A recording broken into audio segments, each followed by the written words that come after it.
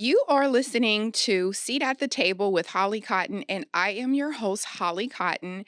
And what we're trying to do is educate you guys on political topics, make it fun, make it understandable. We're going to have weekly segments where we break down multiple topics so that you can understand what the issues are this election season. So this week, we are joined by State Representative Ron Reynolds. And Ron, that's just one of the many titles that you have. So give us a little bit of, I guess, your bio as far as because I know you're national uh, committee people, presidents, all these other titles that you have. So give us a little bit of your bio. Well, first of all, Holly, I'm excited to be on your show. I currently serve as chair of the Texas Legislative Black Caucus. I serve on the national board of the NACP. I serve as the former chair of the Texas Progressive Caucus. I serve as one of the vice chairs of the Texas Coalition of Black Democrats. So I do wear a lot of hats, and I enjoy being a public servant. I love that. I love that. Okay. So, what I want to do is go into some of the current events before we start breaking down the topics. Every week, you guys, I want to start with Project 2025. That's a Woo! big thing because everyone is talking. I know everyone's talking about that. So, every week, we're going to try to break down apart and how it applies to you because, yes, it does apply to you.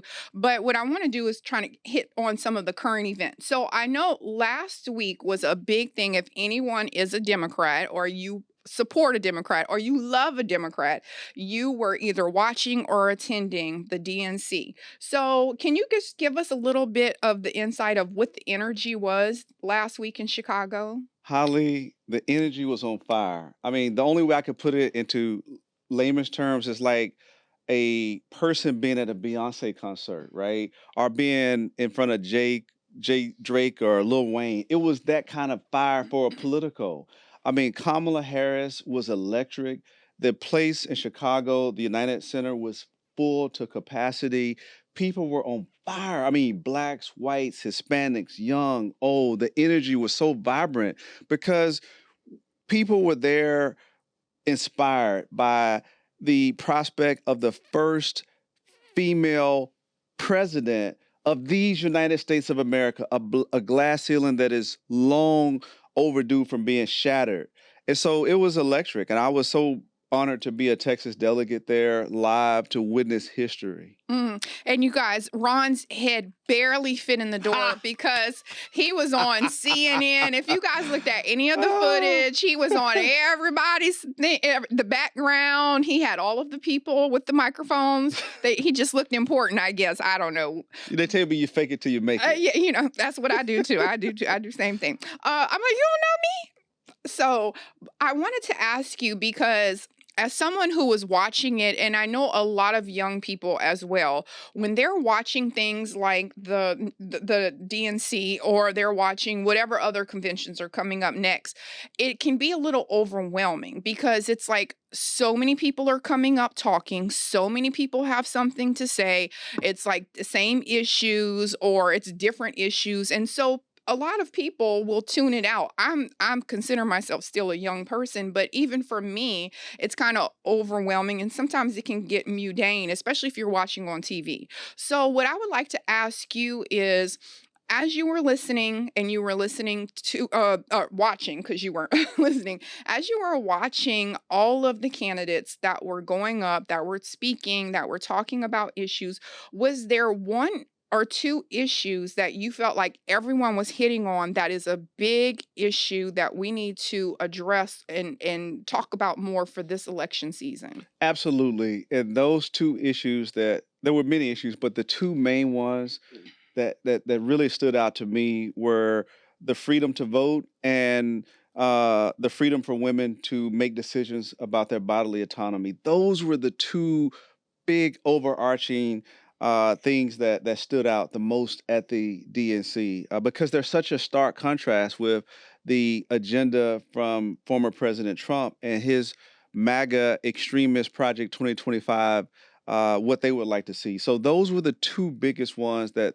stood out to me, and probably most of the other people that were there at the convention. So, whenever you say that they stood out to you and that everyone was talking about it, so a lot of the times people get frustrated when we're talking about politics because everyone is talking about it, but what are we doing That's about it? right. So whenever you guys are in, like you said, the Texas delegates, and you're here and you guys are in the group and you're talking, and it's now this community. So what is the chatter, especially for women's rights? Because as having a possible woman president, how are we addressing that? What are some things that you guys are saying? These are actual tangible things that we are looking to change or overturn or whatever. What is some insight into that?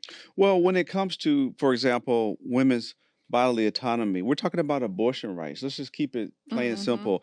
A woman's right to choose between her and her doctor whether or not she wants to have a baby or not. Women's contraceptives, right? Mhm. These MAGA extremists want to take away reproductive rights, abortion rights, with no exception for even rape or incest, right? Mhm. So they're trying to take us back to really dark days of our country. Then you couple that with voting rights. The most fundamental right we have as American citizens is the precious right to vote. And Mm. many of my ancestors, our ancestors, whose shoulders I stand on today, they literally fought, bled, and died for that precious fundamental right we have to vote. We've overcome Jim Crow, slavery. We've overcome, guessing how many bubbles in a bar of soap, having to pay poll taxes and Mhm. literacy tests that kept people who look like us from voting. Mhm. I'm the first African American state representative in Fort Bend County since Reconstruction.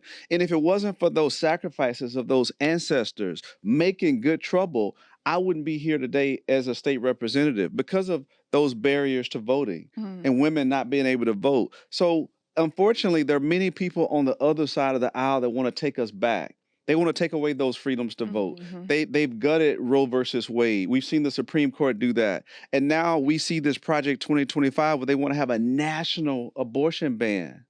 They want to end DEI nationwide. Texas has already done it. I have a daughter that's in college at the University of Texas. They've seen how it ends programs that were there to give an environment for these youth to be able to have a social mechanism for blacks and other minorities to feel comfortable in a predominantly white environment. Those are gone. The Mm. morale is at an all-time low. So yes, the contrast was so stark, and those two things stood out. Democrats and Kamala painted a vision of protecting voting rights by passing the John Lewis Voting Rights Act, by passing the Freedom to Vote Act, by codifying women's reproductive rights. They want to do that within the first 100 days of a Kamala Harris administration. If she gets a Democrat majority and a Speaker, Hakeem Jeffries, he'll be the first African American Speaker of the House in our nation's history. Mm. Democrats hold on to the United States Senate. Kamala will be able to pass these legislation that will protect people to make decisions about their body and the precious fundamental right to vote. Those the stakes couldn't be higher. Okay. Okay. All right. Okay. And don't worry, because we're going to talk about voting rights as Okay, all well. right. So what I wanted to do as an icebreaker, because you just basically just segue into our voting rights. So I want to have sort of a fun thing where we look at trending videos that are on social media, because a lot of younger people are watching TikTok. Yeah, yeah. My Tik- daughters, they yeah, hey, my yeah. kid, that's where they get that news from. That's what I was gonna say for They ain't reading news. no newspaper. They ain't watching So whatever they MSNBC, say on CNN. TikTok is That's the that's the gospel. gospel. Yeah. So let's look at this TikTok right here, and Okay. then I want to get your reaction to this TikTok. Okay. Okay. Why do you think it's so much harder for Black Americans to obtain voter ID? It's generally the history of racism. Like, we say we fixed it, but the system was basically built from the ground up in racism. Do you have an ID? Yes, I do. Can you show us your ID? What do you have to say to all the people that say that Black Americans can't get voter ID? Well, I think it's pretty stupid. Like, we're in a country where all of us are majority educated and we have the resources at our hands and our disposal to easily find these things. So I think anybody saying that is just dumb. Like, that's a really ignorant and stupid thing to say. So this is a very interesting topic.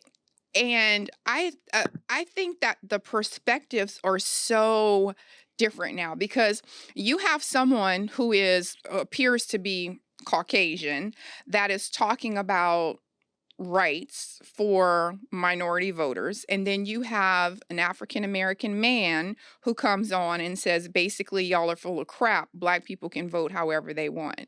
So one, it's a little frustrating when you see that separation of the race Right, right, to be politically correct right. by it. But what do you think when you see a black man saying y'all are full of crap, this is not true, and then have you seen instances of where it is difficult for minorities to get an ID? Now, Holly, you said I can keep it real on the show. Yeah. Oh, wait, this is real. We're doing it real. That brother been watching too much damn Fox News. He been drinking all the juice. MAGA Kool-Aid, okay? Let me tell you that voter ID is more. These are facts. These are my statistics. I've served on the elections committee in the Texas House. I've seen the statistics. Voter ID restrictions disproportionately impact communities of color, black folks, people who look like me. When Obama won in 2008, they ushered in voter ID laws because guess what? Many young people were voting with voter IDs, college IDs, right? Mhm. Well, guess what? In Texas, you can't use no student ID anymore to vote. You can't use it. And we saw a dip in the number of students that were able to vote, right? Because guess what? You can use a passport. Like if you're fluent, you got a passport. You Right. can use a concealed handgun license. How many young black people have a concealed handgun license? Mhm. So they did this intentionally Mhm. to make it more difficult. So brother, let me tell you, there are a lot of poor people that don't have driver's license, and you need a driver's license or a valid ID to vote. They did everything they could to make it more difficult. So right now it's easier to, let me just give an example. It's Mhm. easier to get a gun. You don't have to have a license to get a gun. Mhm. You can go get an AK-47, a machine gun, a assault rifle. You don't have to have a license. Mhm. But to go vote, you have to have a valid ID that is not expired, Mhm. and it has to match the address that you live at, or else your ass ain't gonna be able to vote. Mhm. So that brother is misinformed because the Republicans, they talk about voter fraud and voter integrity. Mhm. That is a MAGA movement nonsense to basically put in these voter suppression laws to make it more difficult for communities of color to vote. And they're targeting black folks, Hispanics, the disabled that typically vote Democrat. So that's what it is. And it's what's hurtful for me is that it is the most fundamental right we have as Americans, is the right to vote. Voting determines the quality of your schools, how safe your neighborhoods are, economic opportunities, healthcare, jobs, the safety net, transportation, infrastructure, you name it. All of that is voting. And so when they make it more difficult to vote, they're making it more difficult for you to make an informed decision on who's going to be making these decisions. So I think the brother had it wrong. I mean, maybe he's just, again, misinformed by watching the wrong TikTok. But that's why I'm happy a platform like this so that we can break it down and give real factual information and not a lot of the lies that have been promulgated by the Trumpsters. I love that. I love that. Great. And thank you for giving the example as well. And yeah, I'm going to move on. But that sort of also bridges into, because I want to also make sure that we are talking about current events that are happening. And here in Texas, one of the biggest things that are on every media outlet right now is about Governor Abbott and him basically throwing out Ooh. 1 million votes. Oh my God, And yes. so I want to Yes. make sure that whenever they snip this podcast and they make a reel, I want to make sure we address this because Yes. every blog is talking about how Texas is, and it ain't always in positive light. So explain to us how that can happen. And I know it's been over 4 years, correct? Because everyone thinks he just went in yesterday and turned over 1 million votes. So, No.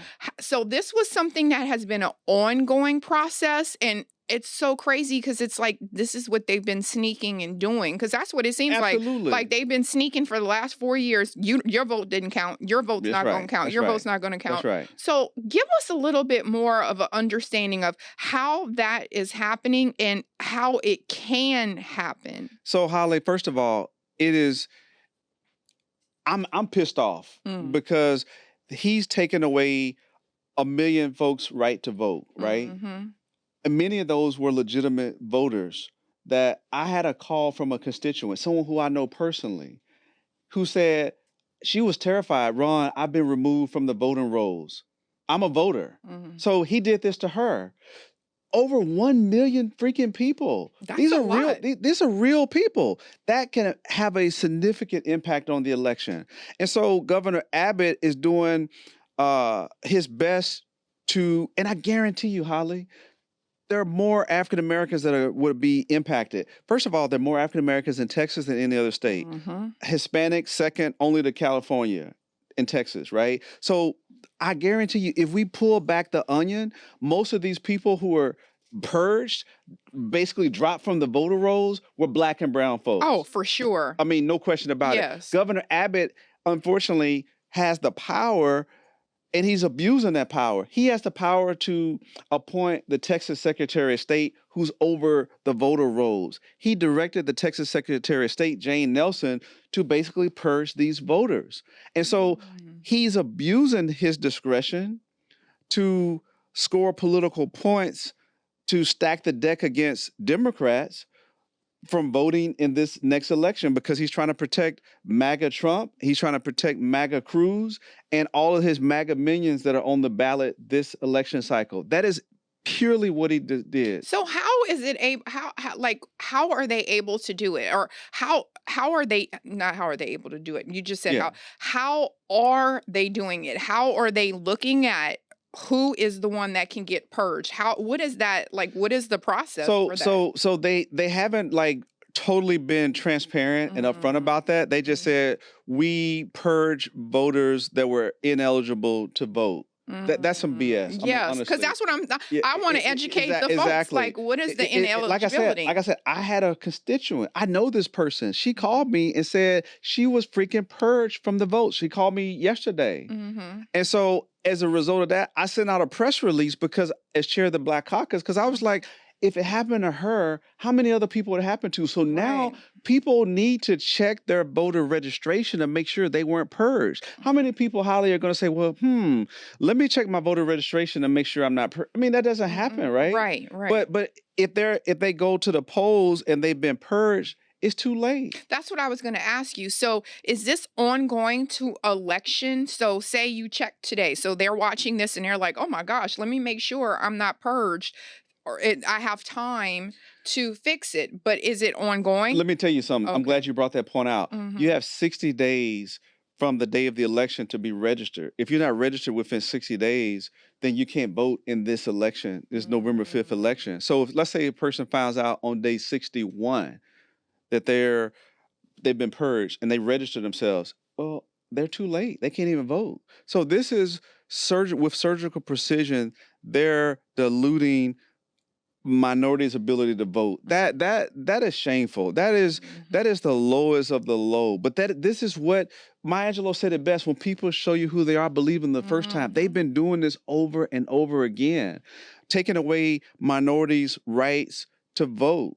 And because many minorities are voting Democrat, they don't want to see this surge in Black and brown and Asians that are moving to Texas, making us a majority minority state. They don't want to see us voting because we don't vote for these MAGA policies. So, Holly, they're going to do anything they can to suppress votes, but it's up to us to educate the electorate about why, if they're fighting so hard to take these votes away, that must mean there's something special Very about important. voting. Right. Okay, so that leads us into our Project 2025. And also, I wanted to say as well, I saw a TikTok and it as I was researching to find something great for you You know, guys. you just But watching it I, anyway. I no, well, now the algorithm thinks I want to see all these political things. And I'm like, can I go back to makeup TikToks? Like, can I get this off? So I saw a TikTok and the lady was saying, if you guys don't want to vote for either candidate for president, at least just go vote so you can vote for your local candidates so you can have an influence of your local leaders. So say someone saw a TikTok like that and they were saying, "Well, actually, I do want to vote for someone local or I want to be active in that, but I can't differentiate if I want to vote for Trump. Maybe I don't like Kamala, maybe I don't like, maybe they don't want to do that." So what advice do you have for those voters that can't decide on what presidential candidate that they want to vote for, but they still want to vote for local elections? And I'm gonna answer that question, but I want to say that when you don't vote, then you're effectively helping someone, right? Because Mhm. a person can win by one vote. So if you don't vote for Trump or Kamala, one of them's going to win. Your vote is could have made a deciding factor in who won. So, Mhm. but local elections are where the rubber meets the road. Your state representative, your city council person, your mayor, your district attorney, your constable, your judge, your justice of the peace, your state senator. Those are the local elections that have the most impact on your life. The school board determines the books that are in your school, the superintendent. The mayor and the city council determine who's the police chief. The district attorney decides who's going to be prosecuted and charged with a crime. So those are the elections that are local, that aren't the sexy elections that are on TV and that are all over the national media. So it's important for people to vote down ballot for the local elections because, quite frankly, all politics is local. You're not going to be able to go put your finger and touch the president or the vice Mhm. president, right? A Secret Service going to get your ass. Right. But you can go and meet with your state representative, your city Mhm. council person to decide the issues that most closely impact your local community. Trash pickup, those are city council. Crime, police, policing, neighborhood safety, jobs, social. I mean, those are local issues. So the person should vote down ballot. The problem is a lot of times do the reverse. They go vote for president at the top of the ticket Mhm. because it's sexy, and then they leave the ballot because they don't go down ballot. They should vote at the top all the way to the bottom. The closest to the bottom is the closest to the local communities that it's going to impact you. So I do urge everyone to vote down ballot and to be educated about who's on the ballot. Texas, for example, they ended straight ticket voting. So you used to could vote Democrat, Republican, hit one button and vote for all those Mhm. candidates. Now that's been eliminated. So a person has to go, down Mhm. and select each person. But I highly encourage everyone to vote because these elections could, I've seen elections decided by one freaking Mhm. vote. So every vote counts. Everyone should vote and do their homework. Find out the Mhm. issues, where the candidate stands on the issues. The League of Women Voters publishes a great contrast between the candidates and is nonpartisan. They don't favor Democrats or Republicans. They just say, hey, this person stands. Are you pro-life or pro-choice? Or do you believe in diversity, equity, inclusion, or do you not? Do you support voting rights or do you not? So you can make an informed, intelligent decision. Most people don't do their homework, and this is a great opportunity before the election for people to be well-informed voters when they go vote. Okay, good. I wanted to just sidebar about that before we went into the actual Project 2025. Okay, so me and Chat GPT go together real bad. And so I love Chat GPT or any AI platform, whichever one you choose, because I like to be able to have something that's very legal Yeah, verbiage right. and then say, Chat, please explain this to me like I'm a 5-year-old. So one of the parts that we're going to talk about in the Project 2025 today is like we already talked about because this is something and I know you have your thing Thursday even to talk about the voting suppression and Yes, voting rights yes, and things. yes. So we know you are qualified to talk about voting rights. So the changes to voting rights in Project 2025, this is what they propose. Project 2025 includes plans to change voting rules, like making it harder for people to vote without a specific ID or reducing the number of places and days where people can vote. These changes might affect minorities, such as people of color, immigrants, low income individuals, more than others. For example, some minorities may not have the right ID, or they may live in areas where it's hard to get to a voting place. And these changes could make it more difficult for these groups to participate in elections and have their voices heard. So, we talked about the ID, we talked about having access to the ID. But what about the changing the hours? How is that something that can be nationally regulated to have voting centers only at certain hours? Well, Holly, quite frankly, it's ridiculous. We should be extending voting hours, not reducing them. So this Project 2025 would reduce the number of days to vote for early voting. For example, let's say, for example, a person, we know times are tough. People working two jobs, or they work a job that is, say, at night, right? I mean, or they work a day job where they work their part-time job afterwards, so they have very little time to early vote. They may have one off day, and that off day they're trying to get their medicine, their cleaners, they whatever. Hmm. Well, if you have only a limited amount of early voting days, that person always say, well, I can't do that, so they don't vote.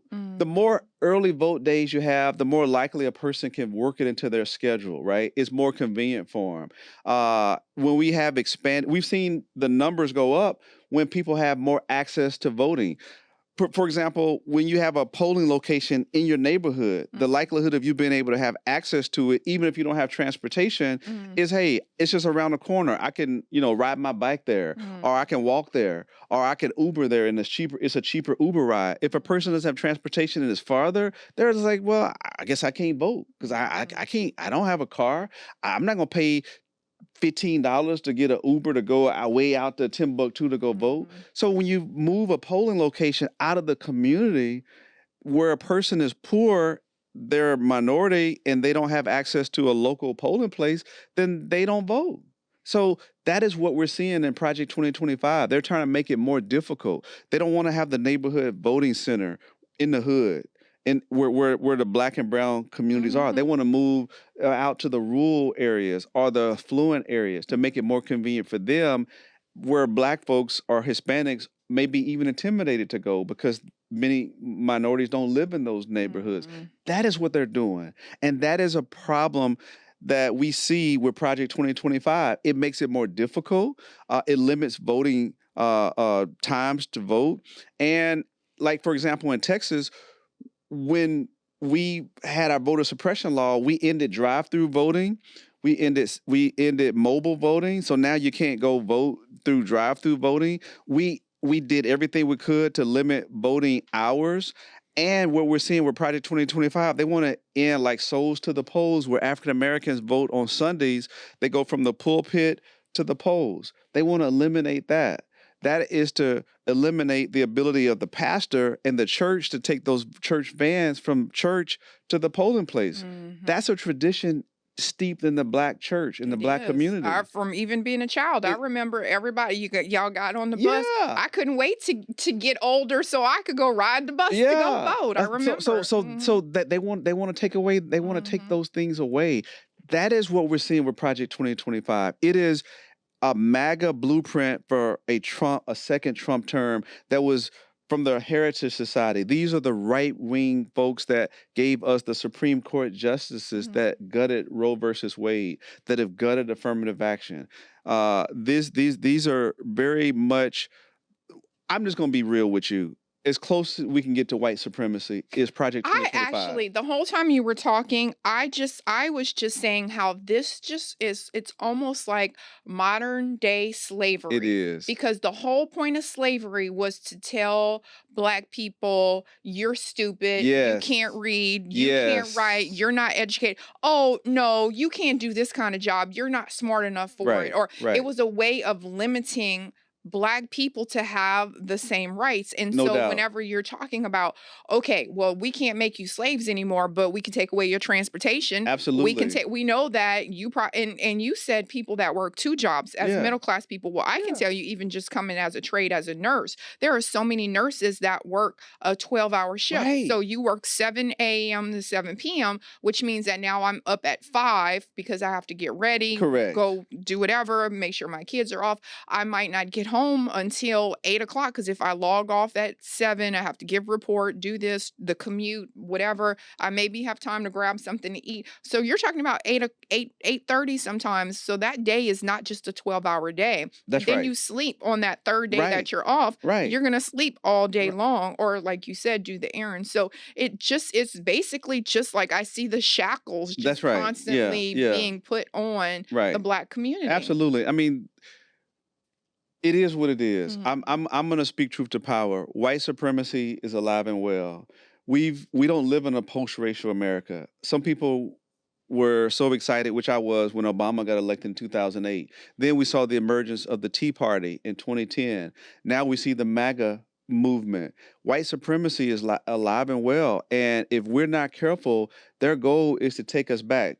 MAGA stands for Make America Great Again. What it's not great now for them, it was Mhm. great back when we were in shackles, Holly. Mhm. It did have an opinion, a voice, and we were saying, Exactly. yes, sir, boss. Yes, sir. Yeah, stepping and fetching. Although I was told I would have been Oh, you, cooking you, biscuits in the you, kitchen. you, And you know what? It's not my fault. I'm from Louisiana, okay? You would have been in the house. You know, some of us have been in the field, okay? But it's still, you would have been master's property. But I was still a slave, and I would have been a Hey, concubine. So yeah, exactly. Mhm. So they want to romanticize slavery. They want to first of all, they want to end this notion of critical race theory where you can't even talk about slavery in school. Right. They want to take it out of the textbooks like it didn't Mhm. even exist. Yes, right. Right. And make everyone that fought for it Yes. a hero. A hero. Rather than Exactly. someone that was oppressing. Thank you. Thank and you. beating people up and whipping them. Yeah. And They don't want people to be reminded of America's original sin of Mhm. slavery, that slaves built this country with free Mhm. labor. They don't want to talk about reparations, right? We never got our 40 acres and a mule. Mhm. So this is the kind of stuff that is in Project 2025 that people need to understand what a second term of Trump looks like. He will be unhinged. The U.S. Supreme Court has already said that he would have immunity for official Mhm. acts as president. He will be able to rule as a king and a dictator. He said out And loud. we already know him as a narcissist. Yes. That he hates anyone to question him. Or Absolutely. that's why he just gets flustered and can't even have a Yeah. conversation. And he looks up to Putin in Russia and Kim Jong-un. He looks up to dictators Mhm. that are barbaric and that have inflicted pain and suffering on people. That's what he wants to do. Mhm. I'm afraid that if a second term of Trump would be catastrophic for Black and brown communities. I mean, and women, Mhm. period. Muslims be damned, right? Only people who will really benefit is mostly white men and the wealthy. So to sum up everything that you said, because obviously we can talk about, Yeah. I'm sure we're going to talk about voting every single seat at the table episode. But to sum up today, whenever we were talking about some of the problems identified, I want to make sure that we're also giving people solutions, because Yes. obviously now they heard all of these things that we have said. We've identified these issues, the Right. concerns that they have now. We're checking this, Right. doing that. Oh my gosh, only have 60. Let me look at the calendar. What are these dates that I have to have? So let's give them a plan of action Yes. as well. Right. So looking at everything, what are the immediate things that we need to tell the voters to Right, do right right. now? And then also, what is something that if they don't have that immediate thing in place, if they don't have the idea, if they don't, whatever, like what is the action that they need to be doing? So Right. immediate priority thing to check, and then how they can go and take care of that. Well, the immediate priority is the first thing, make sure that you're registered, right? Make sure that you are looking at your voter registration. You can go online and look at that. Elections matter. Elections have consequences. So make sure that you're registered, and then be informed, engaged, and empowered. Look at who the candidates are and make a plan to vote. Early voting is still right now available in most states. They're trying to do everything they can to take it away, but You have the ability to vote. Your vote is your voice. And too many people sacrificed, died for the precious right that we have to vote. If you were like me, you were marching and protesting when George Floyd died, you were out in the streets and you don't vote, then your vote, then that was in vain because criminal justice reform is on the ballot. If you are a woman or you believe in women's rights and women's reproductive rights and a woman's right to choose, and you were out there marching and protesting for that, but you don't vote, then shame on you. If you believe in access to quality, affordable health care and jobs, if you believe our diversity is our strength, if you believe that everyone should have a right to clean air, and you believe that people should have a fair shot at life, then you need to vote in this election. So the choices are clear. It's either going to be Trump or it's going to be Kamala Harris. And then there's so many local elections that are on the ballot for district attorney, for constable, for city council, for state representative, for Congress. The balance of power is in play. So whatever you need to do, you need to make a plan to vote. And then be your brothers and sisters keeper. Use your social media, your TikTok, your IG, and encourage your friends, your family, your coworkers to vote. This is going to be a very close election, Holly. This election could come down to just a few battleground states, which it likely will, and it could come down to just a few votes. That's why it's critical that every vote count. Don't let anyone take your vote away, because if we don't vote in this election, we've heard it before that this is the most critical election. This is the most critical election.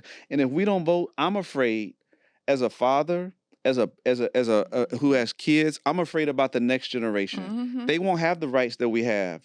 They'll be subjugated to Jim Crow in a new era. And I don't want to see us go back. We fought too hard to get where we are now. We're not going back. And let me tell you that just for the young people too, Ron, because people don't, younger people, what are they, Gen Z? Gen Z, yeah. Okay, all right. So Gen Z and whatever the next one should Right, come. yeah. Because I don't know, Z squared, whatever they come up with, they don't realize that the life that they have that's so easy for them is because of all of the fights and sacrifices we did. So when I try to talk to my son or my daughter or whatever, they're just like, I don't get it. Like, why? Okay, so you want me to be a militant, or you, like, those days are over. And it's like, those days were in the 70s. That's Quit. right. In the 80s still, you know, we're like, that was not far ago where we were having the blatant racism, the blatant disrespect. I tell my daughter all the time, even when I was a cashier in high school, I would give people change and they wouldn't want to touch my hand. They would just want me to slide it across the counter to them. And I mean, that's me in rural Louisiana, but still you're talking about, 80s, almost 90s, 2000. Let me not age myself. But so that's the key to it as well, because if those rights, if that movement is now paused, those things will revert to default the way that they were. I mean, think about it. We've seen, because of cameras, what happened to George Floyd, Eric Garner, Mike Brown, Sandra Bland. You could say their name.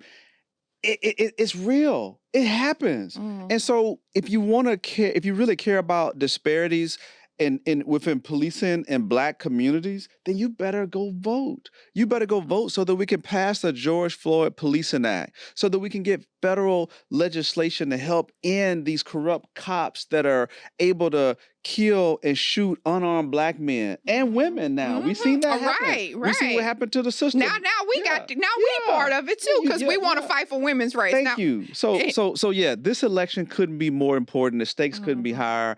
And I want to thank you for this platform to be able to get the message out, because knowledge is power, and we got to use this knowledge so that we don't go back. And I ain't going back. I don't know about you, but I ain't going back. Correct. Same. Well, thank you so much, State Representative Ron Reynolds. We appreciate your insight on everything, as always. Thank you for having a seat at the table. And you guys, I cannot wait to continue to bring the topics, the fun, the reality, and then how we are going to make a change this election season at Seat at the Table.